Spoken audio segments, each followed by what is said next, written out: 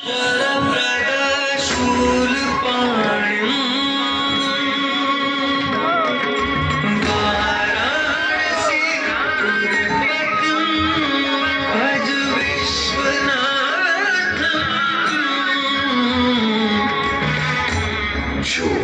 सभी जीवों के स्वामी है, जो सर्पों को आभूषण के रूप में धारण करते हैं, जो बाघ की खाल को सुशोभित करते हैं। सूर्य, चंद्रमा और अग्नि उनके 3 नेत्र हैं तथा वो जटाधारी है।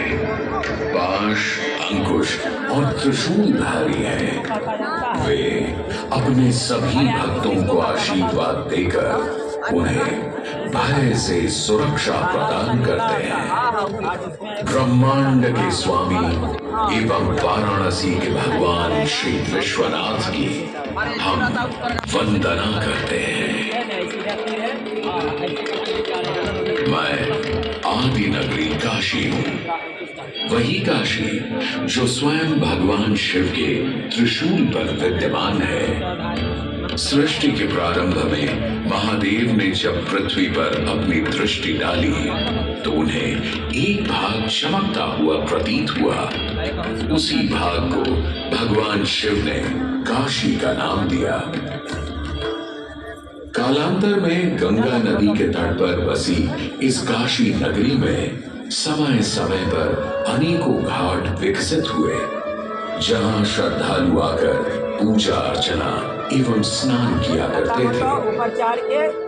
माना तो यह भी जाता है कि यह नगरी एक बहुत सुंदर वन से ढकी हुई थी, जहां पीपल, आम, बरगद, शीशम आदि के वृक्ष हुआ करते थे, जिनकी छाया में बैठ ऋषि मुनि, साधु संत आनंद से तपस्या किया करते थे। इसलिए इस जगह का उल्लेख आनंद वन के नाम से भी किया गया है। जितनी पुरानी काशी नगरी है, उतना ही पुराना यहाँ का काशी विश्वनाथ मंदिर भी है। भगवान शिव को विश्वेश्वर, विश्वनाथ आदि नामों से भी संबोधित किया जाता है, जिनका अर्थ है संपूर्ण विश्व के स्वामी। किंवदंतियों की माने तो सृष्टि के आदि में जब भगवान शिव एवं मां पार्वती पृथ्वी का भ्रमण कर रहे थे, उन्हें यह स्थान बहुत प्रिय लगा। तब मां पार्वती को यहाँ कुछ समय रुकने की इच्छा हुई, तो भगवान शिव अपने लिंग रूप में यहीं स्थापित हो गए। तभी से 12 ज्योतिर्लिंगों में इस मंदिर को विश्वेश्वर मंदिर के नाम से भी जाना जाने लगा, जहां भगवान शिव और माता पार्वती सदैव वास करते हैं। सदियों से इस पवित्र नगरी ने अनेक ऋषि मुनियों, तपस्वियों, धर्म गुरुओं आदि को अपनी ओर आकर्षित किया है। आदि शंकराचार्य एवं मंडन मिश्र ने इसी मंदिर के प्रांगण में बहुत समय व्यतीत किया। समय बदला, दौर बदला। भारत के स्वर्णिम काल पर विदेशी आक्रांताओं की नजर पड़ी, जिसे वे लूटने एवं सनातन संस्कृति को नष्ट करने के उद्देश्य से यहाँ आए। जब प्रथम बार गौरी ने आक्रमण किया, तब पृथ्वीराज चौहान ने उसे बुरी तरह पराजित किया था। अंत में उसने क्षमा मांगी और वचन दिया कि ऐसी गलती दोबारा कभी नहीं होगी। अतः पृथ्वीराज चौहान ने उसे छोड़ दिया। संभवतः यह एक दुर्भाग्यपूर्ण निर्णय था, क्योंकि अंततः गौरी ने पृथ्वीराज चौहान को धोखे से हराया।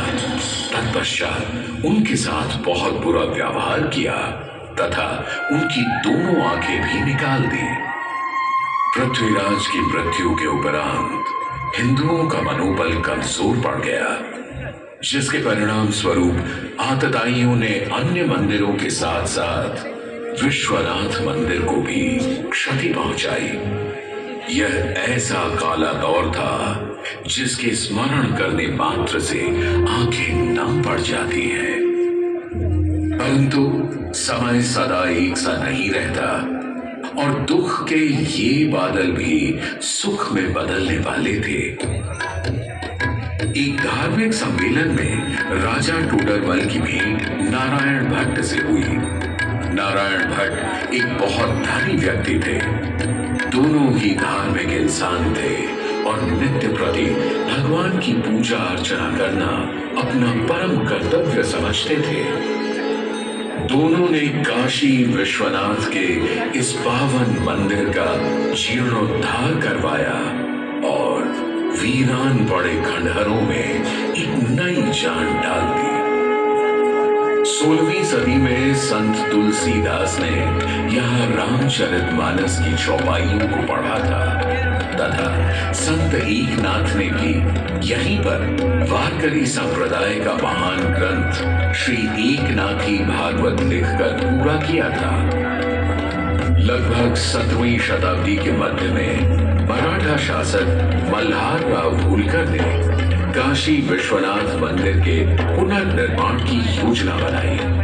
ये कार्य वे तो नहीं कर पाए, परंतु उनकी पुत्र वधू अहिल्याबाई होलकर जी ने इसे सन 1776 से 1778 के बीच पूरा किया। वर्तमान काशी विश्वनाथ मंदिर निर्माण का श्रेय अहिल्याबाई होलकर जी को ही जाता है। इनके अलावा महाराजा रणजीत सिंह ने 1000 किलो शुद्ध सोने से निर्मित छत्र को इस मंदिर पर लगवाया। जहां ग्वालियर की महारानी बैजाबाई ने ज्ञानवापी का मंडप बनवाया, तो वहीं नेपाल के महाराजा ने यहाँ नंदी की प्रतिमा स्थापित करवाई। सनातन संस्कृति को सुरक्षित रखने के लिए जिससे जो बन सका उसने वैसा किया और वर्तमान में भी यह क्रम देखने को मिल रहा है। सन 2022 में भारत के प्रधानमंत्री नरेंद्र मोदी ने काशी विश्वनाथ मंदिर का जीर्णोद्धार एवं सौंदर्यीकरण करवा इसके स्वर्णिम काल को फिर से एक बार जीवंत करने का प्रयास किया।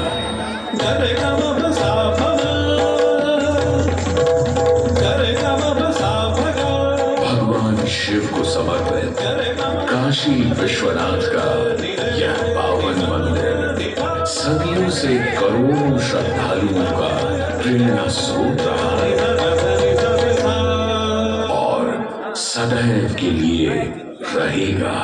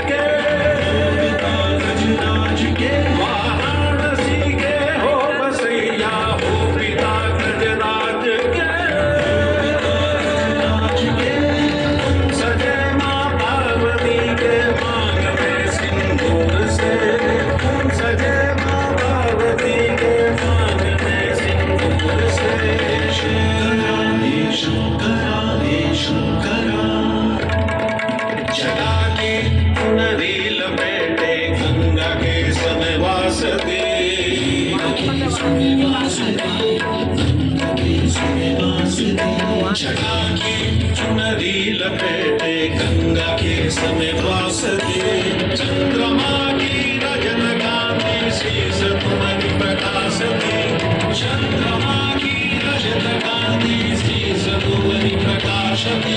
एक नैन इंदु सीमंत है, एक नैन सूर्य की ताप है, एक नैन जब खुल जाए तो जग में करे विनाश है।